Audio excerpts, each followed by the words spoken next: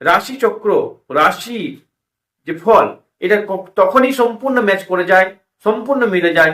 রাশিচক্রের সঙ্গে সঙ্গে গ্রহগত অবস্থান, দৃষ্টি, গোচর, এগুলো সমস্ত বিচার যখন মাথার মধ্যে থাকবে বা দেখা যাবে, তার সঙ্গে রাশিচক্র যখন ম্যাচ করা যাবে, অবশ্যই তার বর্তমান অবস্থার সঙ্গে সঙ্গে সম্পূর্ণ মিলে যাওয়ার সম্ভাবনা লক্ষ্য করা যায়।